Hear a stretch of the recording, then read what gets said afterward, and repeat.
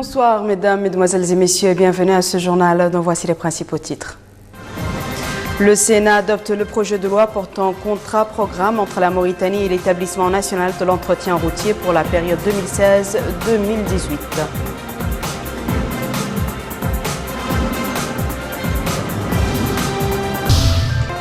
Quelques membres du gouvernement s'enquèrent de l'état d'avancement de projets de développement au niveau des wilayas des deux Hauts et de la Saba.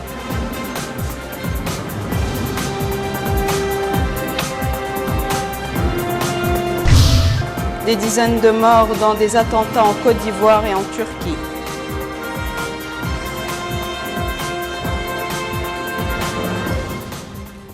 Merci de vous joindre à nous, mesdames et messieurs. Nous ouvrons ce journal par les activités de l'Assemblée nationale. La Commission de la justice, de l'intérieur et de la défense de l'Assemblée nationale, sous la présidence du député Habiboul Cher, son président a tenu aujourd'hui une réunion consacrée à la discussion du projet de loi relatif à la lutte contre la corruption. La Commission a suivi au cours de cette réunion un exposé présenté par le ministre de la Justice, Maître Brahim Ould-Daddah, sur les différents articles du projet de loi en question. Le présent projet de loi a pour objectif d'introduire les dispositions de la Convention des Nations Unies contre la corruption dans notre arsenal juridique national. La Commission procédera sur la base de cette réunion à la préparation d'un rapport détaillé sur le projet de loi pour être présenté en séance plénière. Autre activité parlementaire, c'est celle du Sénat qui a adopté aujourd'hui au cours d'une séance plénière sous la présidence de Ba Abdelhaj, vice-président du Sénat, le projet de loi portant contrat-programme entre le gouvernement de la République islamique de Mauritanie et l'Établissement national de l'entretien routier ENER pour la période 2016-2018. Plus de précisions avec Abdul Adamaba. Au menu de cette séance plénière qui s'est tenue sous la présidence du vice-président du Sénat, El Hadj Abdoul Ba, l'étude du projet de loi portant contrat de programme pour la période 2016-2018 entre le gouvernement de la République islamique de Mauritanie et l'Établissement national de l'entretien routier ENER. Le gouvernement a été représenté par le ministre de l'Équipement et des Transports, Mohamed Ould Houna, après le mot d'ouverture du président de la Commission des affaires économiques et du plan.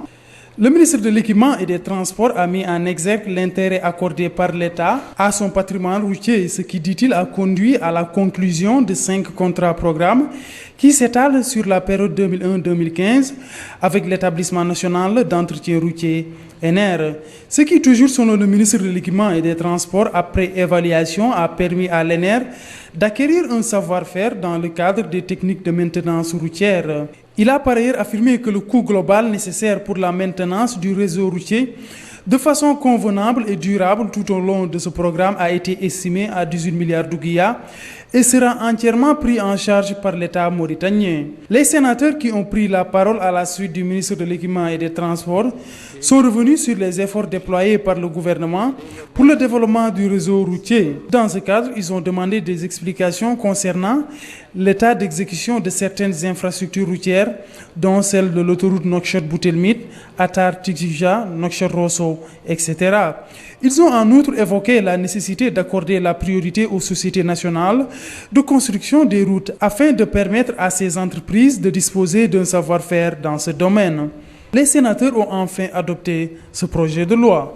Toujours au niveau du Sénat, les sénateurs se sont réunis sous la présidence du vice-président du Sénat, El Hadj Abdoul Ba, afin de proposer un texte commun du projet de loi numéro 022-2014 portant modification de certaines dispositions de la loi numéro 048-2005 du 27 juillet 2005 relative à la lutte contre le blanchiment d'argent et le financement du terrorisme. Après les discussions, les sénateurs ont adopté la nouvelle reformulation du nouveau article numéro 49 qui stipule est puni pour un emprisonnement de 5 à 10 ans et d'une amende de 5 à 15 millions d'ouguiyas quiconque commet ou tente de commettre le crime de financement du terrorisme.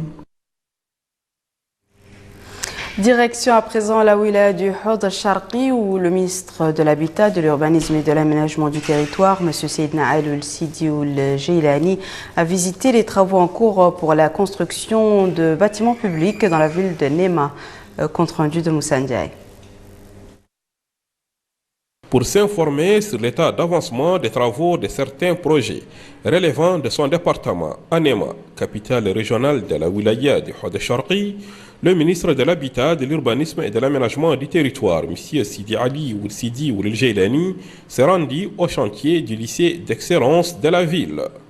Là, le ministre de l'Habitat a suivi des explications sur l'état d'avancement des travaux de cette nouvelle infrastructure scolaire. L'enveloppe financière de ce projet est de 130 millions d'ouguiyas. Au siège de la délégation régionale, le ministre de l'Habitat a constaté que cette représentation régionale du département a besoin d'une assistance technique afin qu'elle puisse être en mesure de répondre aux exigences de ses missions dans la wilaya du Hod Sharqi. Au stade municipal d'Anema, les travaux de construction sont en cours d'exécution et à 60%. L'enveloppe financière de ce projet est de 340 millions d'ouguiyas. En principe, la date prévue pour la fin de ces travaux est d'ici 6 mois. La nouvelle maison des jeunes d'Anema était au programme de la visite de M. Sidi Ali Ould Sidi Jailani, ministre de l'Habitat, de l'Urbanisme et de l'Aménagement du Territoire. Les travaux de cette construction sont en retard depuis quelques mois. Face à cette situation, le ministre de l'Habitat s'est informé sur les raisons et les dispositions à prendre pour reprendre les travaux de ce projet de développement local. Et enfin, au centre hospitalier régional d'Anema, qui est l'un des projets du département de l'Habitat, les travaux de cette infrastructure sanitaire sont en cours d'exécution. L'enveloppe financière de ce projet est de 1,6 milliard d'ouguiyas. La date prévue pour la fin de ces travaux est d'ici juillet 2016. Au cours de toutes les étapes de la visite du ministre de l'Habitat, de l'Urbanisme et de l'Aménagement du Territoire, M. Sidi Ali Ould Sidi Ould Jailani, à Anema, il a été question de mettre l'accent sur la nécessité du respect des normes techniques de toutes les infrastructures en cours d'exécution et les différentes dates prévues pour la fin de leurs travaux. La ministre de l'Agriculture, Mme Lamine Mtelkatoub-Lemoma, continue son périple à l'intérieur du pays. Ce soir, nous proposons de suivre en détail la réunion qu'elle a présidée avec les agriculteurs de la wilaya du Hod al-Qarbi. La ministre de l'Agriculture, Lamine Mtelkatoub-Lemoma, a commencé sa visite dans la wilaya du Hod al-Qarbi par une réunion avec les agriculteurs. Réunion au cours de laquelle la ministre a précisé que sa visite s'inscrit dans le cadre de la recherche de solutions appropriées aux problèmes qui leur sont posés au niveau de la wilaya du Hod al-Qarbi. Elle a ajouté que cette zone agricole va profiter d'un programme spécial à travers l'approvisionnement de ces agriculteurs en matériel agricole pour alléger leur peine afin de limiter leur effort physique. Elle a mis en exergue que son ministère, à travers les directions régionales, offre un soutien aux agriculteurs, soutien qui s'est illustré par la réhabilitation de barrages, de lutte contre l'avancée des dunes et l'approvisionnement en grillage pour les fermes ainsi qu'en semences.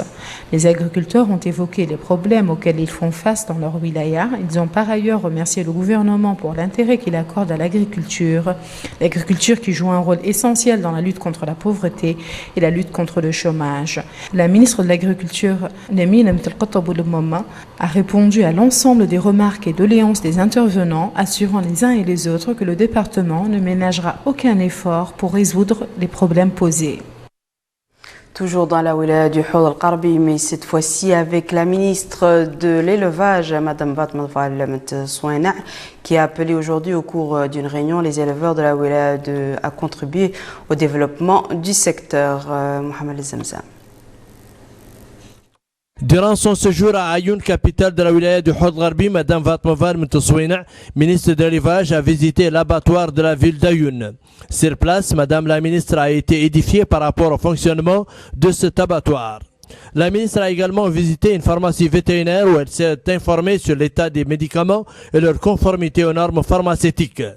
Après la pharmacie vétérinaire, la ministre de l'élevage s'est rendue au marché de bétail actuel de la ville d'Ayoun, situé non loin du centre de la ville. L'occasion pour Madame la ministre de recenser les problèmes qui se posent et pour les règlements desquels une réflexion sera engagée par le département de l'élevage.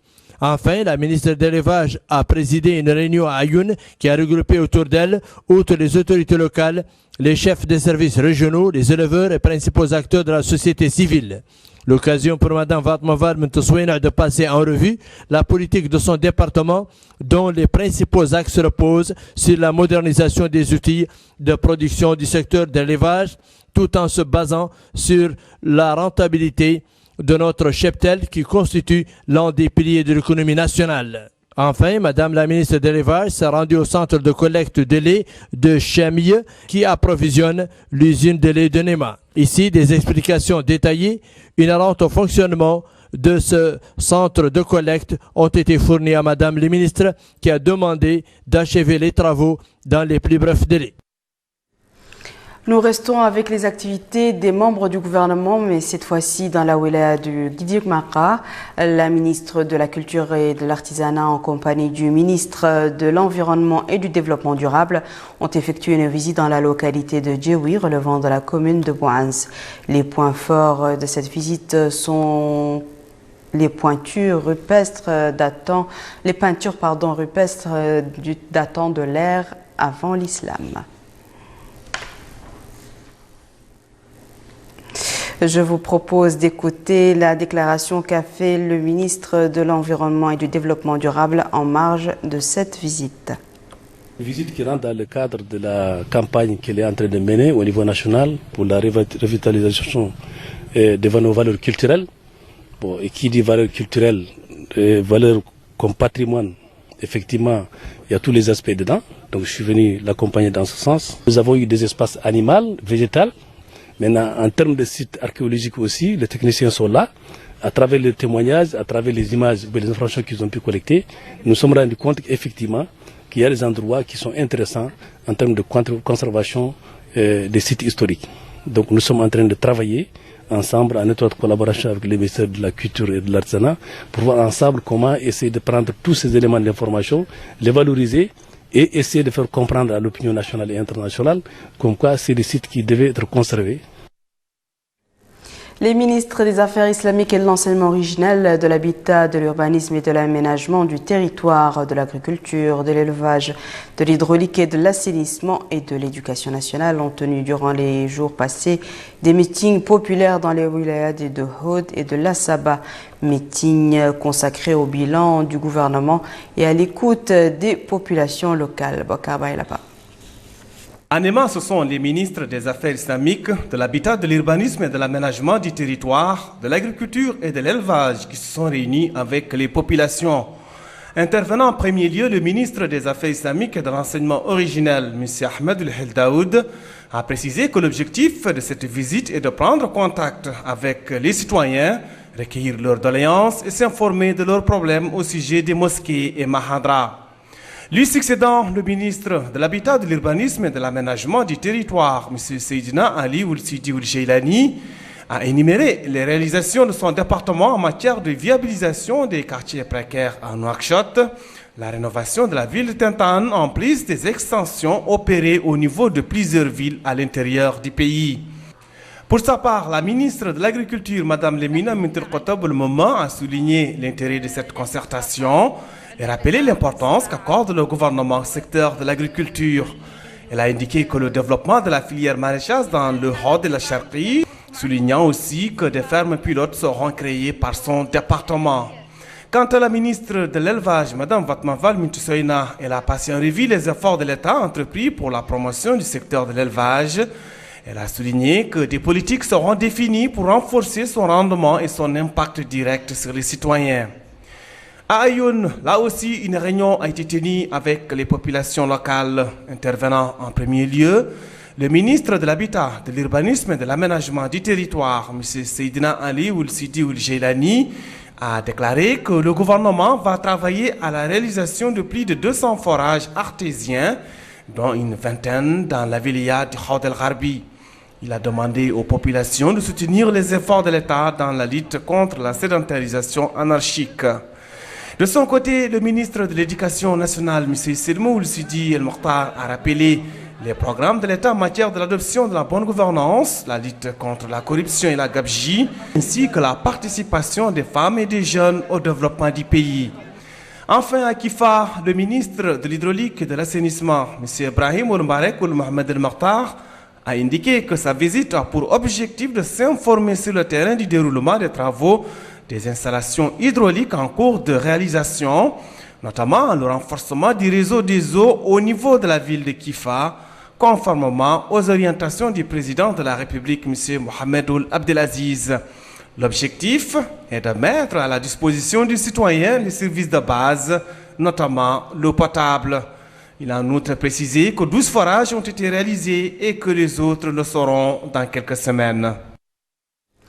Direction Nouadhibou, où le président de l'autorité de la zone franche de Nouadhibou, accompagné par le représentant de la Banque mondiale, a visité l'unité de coordination relevant du pôle concurrentiel de la pêche maritime. Ce pôle est financé par la Banque mondiale à hauteur de 10 millions de dollars américains. Plus de détails avec Aminata Khan. Le président de l'autorité de la zone franche de Nouadhibou, Mohamed Woundef, accompagné du représentant de la Banque mondiale, ont visité l'unité de coordination du projet d'appui au développement de la zone franche de Nouadhibou et à la compétitivité financé par la Banque mondiale à hauteur de 10 milliards de dollars. Ce projet a pour mission de drainer les investissements en vue de valoriser les ressources halieutiques, de créer des opportunités d'emploi et d'une valeur ajoutée, ce qui va en harmonie avec les exigences de la nouvelle stratégie du secteur de la pêche. Au cours de cette visite, le représentant de la Banque mondiale a pu constater les opportunités d'investissement offertes par la zone franche de Nouadhibou et les potentialités qu'elle requiert, ainsi que ses perspectives prometteuses et les étapes franchies sur la voie de la production. Et l'essentiel, c'est vraiment de faire croître la production au niveau de la pêche, qui est une ressource qui peut être gérée de façon très durable. Et le fait de s'adosser effectivement à cette ressource est extrêmement importante pour la Mauritanie et ça va permettre une éclosion, non seulement au niveau de Nouadhibou, mais sur l'ensemble du pays. Et nous sommes exactement à quelques pas, j'allais dire, de la concrétisation de l'ensemble de ce projet qui va passer au bord, qui va être mis en œuvre et pour lesquels justement nous avons toute l'assistance technique de la Banque mondiale et aussi d'autres partenaires qui sont déjà inscrits et qui viennent de plus en plus nombreux. C'est ce que nous pensons et ce que nous souhaitons pour la zone franche. Ce projet de 4 ans va démarrer au cours de cette année et il vise à augmenter la valeur de la production issue et vendue depuis le pôle halieutique de Nouadhibou. Nous restons dans notre capitale économique où a eu lieu aujourd'hui le démarrage des travaux de l'atelier de promotion du droit au développement local inclusif des organisations de base au niveau des communes de Nouadhibou et Boulanoir. Objectif, évaluer le projet annuel régional de la capitalisation financé par l'Union européenne. Retour à Aminata Khan. La promotion du droit au développement local inclusif des organisations de base au niveau des communes de Nouadhibou et de Boulanoir, c'est la thématique retenue cette année pour évaluer le projet régional annuel de capitalisation. Ouvrant les travaux de la rencontre, le Walid d'Arlet Nouadhibou, Ahmed Val ou Ahmed Youra a d'emblée indiqué que tout État démocratique doit veiller à la promotion de la société civile, gage de tout développement harmonieux. Il poursuit en indiquant que cet atelier va permettre d'évaluer le projet pour ensuite apporter quelques modifications de nature à renforcer le projet. Au cours de la rencontre, un exposé détaillé a été présenté à l'ensemble des participants. Exposé se rapportant aux aspects techniques et financiers, mais aussi des réalisations déjà accomplies au niveau des communes de Nouadhibou et de Boulanoir. Des réalisations que le coordinateur du projet, Mohamed Moustapha Oulbellal, n'a pas manqué l'occasion d'exprimer avant de remercier les pouvoirs publics pour l'intérêt qu'ils accordent au projet. À son tour, le maire de Boulanoir, Mohamed Oulmatalla, a remercié les participants. Le ministère des Affaires étrangères et de la coopération, dans un communiqué, exprimé ses profondes condoléances à l'occasion du décès de feu l'ambassadeur Ahmed Babol Ahmed Misk, intervenu aujourd'hui dans la capitale française, Paris. Voici l'intégralité du communiqué. Le ministère a appris avec consternation la nouvelle du décès de feu son Excellence l'ambassadeur Ahmed Babol Ahmed Misk, qu'Allah l'accueille en son saint paradis, dont le décès est intervenu tenu ce lundi dans la capitale française, Paris. À cette douloureuse occasion, le ministère ne peut manquer de souligner les grandes vertus du disparu et le rôle qu'il a joué au service de son pays avec professionnalisme et sincérité, ainsi que la place de choix qu'il occupe sur le plan intellectuel. Aussi, il adresse ses sincères condoléances à tous les membres de la famille du défunt ainsi qu'à ses collègues diplomates, implorant le Tout-Puissant d'inspirer les siens patience et persévérance et de lui accorder sa miséricorde et son saint paradis. Nous vous invitons à suivre ce reportage qui rend hommage au diplomate, homme de culture, philosophe, le défunt Ahmed Baba Ahmed Miske. Un grand écrivain et journaliste mauritanien s'est éteint aujourd'hui à Paris. Il s'agit d'Ahmed Baba ou Ahmed Miske. L'homme luttait depuis longtemps contre une maladie. Originaire de Chingiti en Adrar, Ahmed Baba ou Ahmed Miske devient militant en décembre 1955. Il a 20 ans et il participe à la création de l'association de la jeunesse mauritanienne qu'on désignait souvent par jeunesse. Idéaliste et anticolonialiste, Ahmed Baba ou Ahmed Miske fut l'un des premiers cadres de la Mauritanie. Il devient ambassadeur de la Mauritanie à Abidjan et à Washington, représentant permanent à l'Organisation des Nations Unies de 1963 à 1967, puis directeur des pays les moins avancés à l'UNESCO en 1988. Il est connu par ses œuvres et sa pensée dans le cadre de la réconciliation et du développement de l'unité nationale et de la cohésion sociale. L'ancien diplomate et militant de la libération des peuples est connu aussi pour ses engagements dans l'élite de la décolonisation. D'ailleurs, il revient dans l'un de ses ouvrages, La décolonisation de l'Afrique revisitée, sur les raisons profondes du décalage de nombreux pays africains en comparaison de ceux d'autres continents de l'extérieur-monde. Un livre à la fois récit et témoignage d'un acteur de premier plan qui renouvelle notre mémoire et contribue à un débat historique toujours ouvert. Ahmed Baba ou Ahmed Miske nous quitte après de bons et loyaux services intellectuels. Ouverture ce matin à Nouakchott d'un séminaire de sensibilisation sur les risques nés des pratiques de pêche frauduleuse en Afrique de l'Ouest. La rencontre est organisée à l'initiative du ministère de la Pêche et de l'Économie maritime en collaboration avec certains partenaires dont la Banque mondiale et la Banque africaine de développement. Salam Majboursal. Les États membres de la sous-commission régionale des pêches en Afrique de l'Ouest travaillent depuis quelques années à la mise en œuvre d'une nouvelle politique commune allant dans le sens de la bonne protection des eaux territoriales et des espèces qui y vivent. Objectif est lutter contre toutes les pratiques de la pêche illicite. Cela nécessite une large diffusion des procédures applicables au niveau des ports situés le long de la façade maritime des pays membres de l'organisation. Les pays autres la Mauritanie sont le Cap-Vert, la Gambie, la Guinée-Bissau, la Guinée-Conakry, la Sierra Leone et le Sénégal. La cérémonie d'ouverture a été marquée par une allocution de la secrétaire générale du ministère des Pêches et de l'Économie maritime, Madame Khadijetou Mentebouka. Elle devait à cette occasion préciser que la tenue de la présente rencontre traduit le haut degré des prises de conscience des autorités mauritaniennes des risques consécutifs au phénomène de la pêche frauduleuse pour les ressources halieutiques et pour l'environnement marin. D'où l'importance de l'organisation de cet atelier, comme le souligne le chef de la garde-côte mauritanienne à Nouakchott. Le but est de vulgariser les mesures à prendre dans les ports pour lutter contre la pêche INN dans l'Afrique de l'Ouest, en collaboration avec les pays de la Commission régionale de pêche, financement de la Banque mondiale, en collaboration avec la FAO. La rencontre qui durera 3 jours sera marquée par un ensemble de communications portant sur la nécessité d'accroître la lutte contre le piratage des côtes ouest-africaines, notamment mauritaniennes. Démarrage aujourd'hui à Nouakchott des travaux de l'atelier sur l'étude de faisabilité d'un incubateur d'entreprise en Mauritanie. Cet atelier est organisé par le ministère de l'Emploi et de la Formation professionnelle et d'éthique en partenariat avec la Banque mondiale. Moussa Ndiaye. Envie de préparer un environnement favorable au développement des techniques de l'information et de la communication en Mauritanie, à travers la création de plusieurs opportunités d'emploi.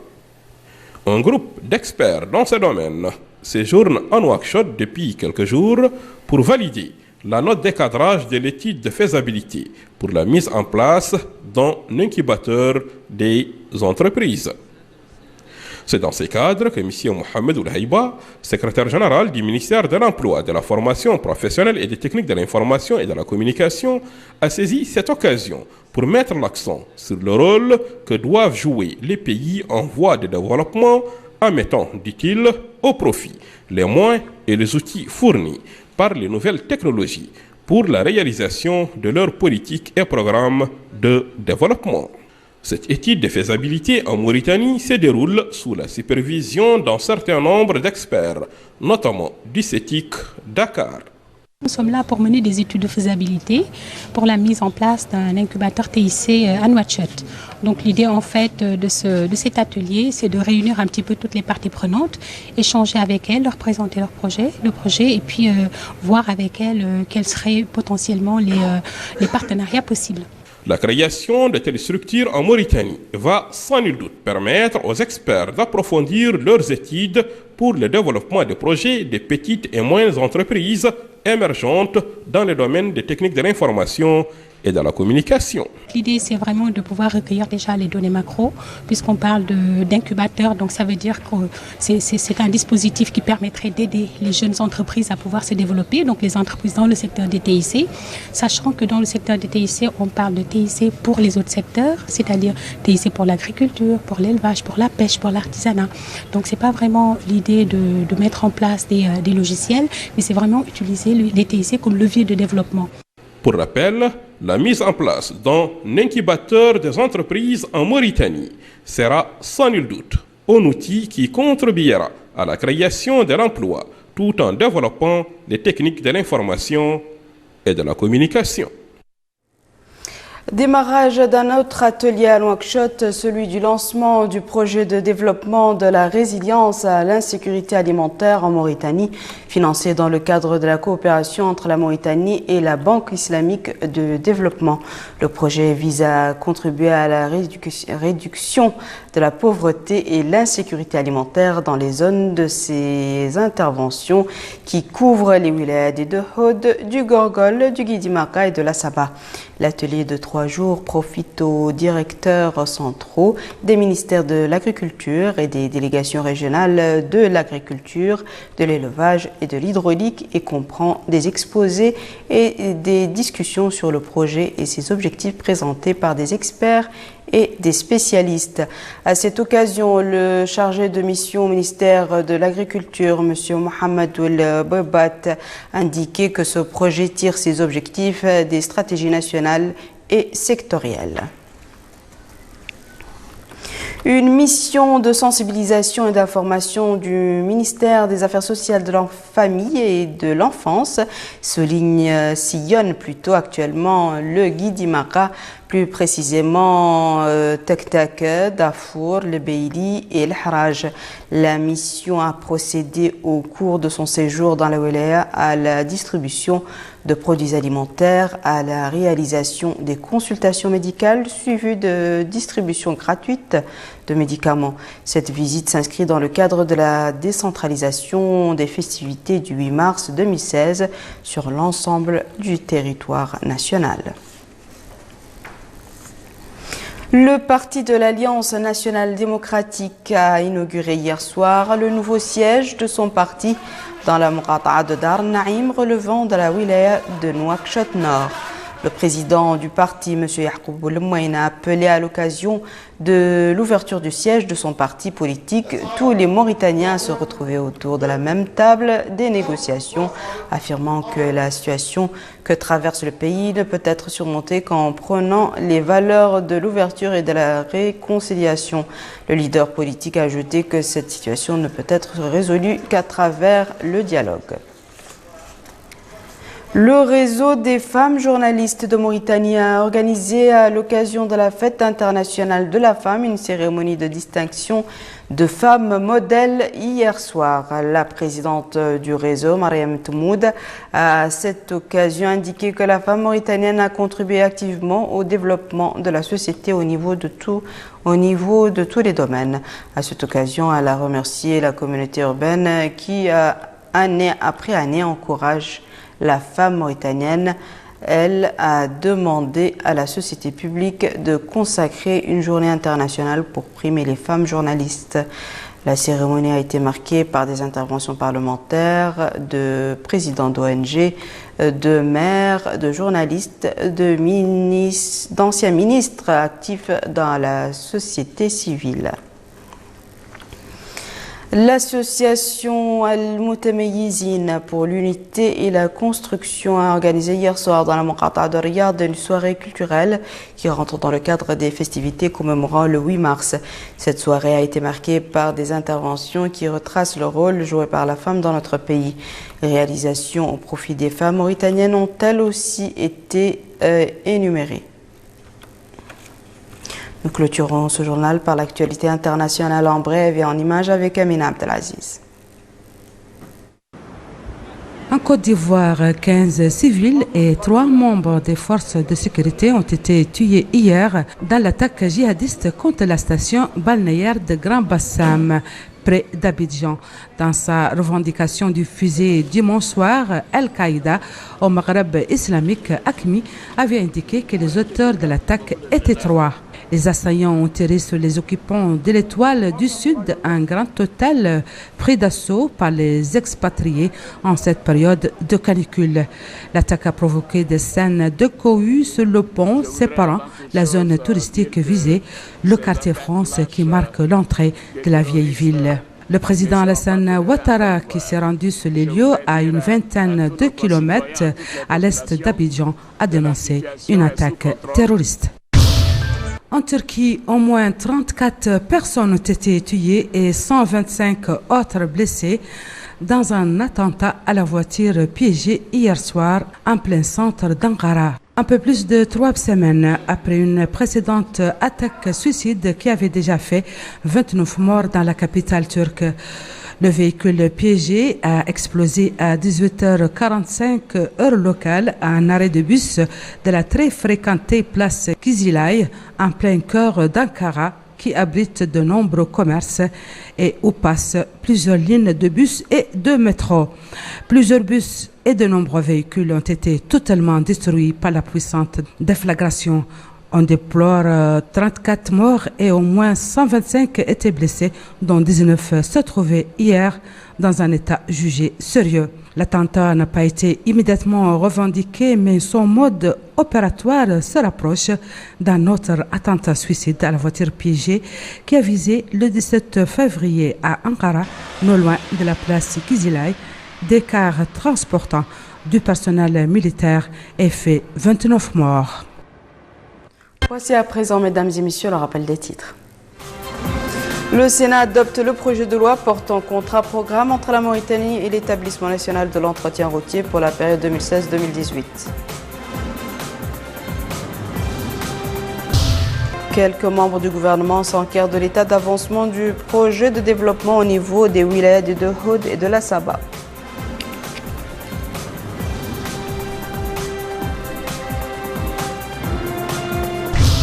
Des dizaines de morts dans des attentats en Côte d'Ivoire et en Turquie.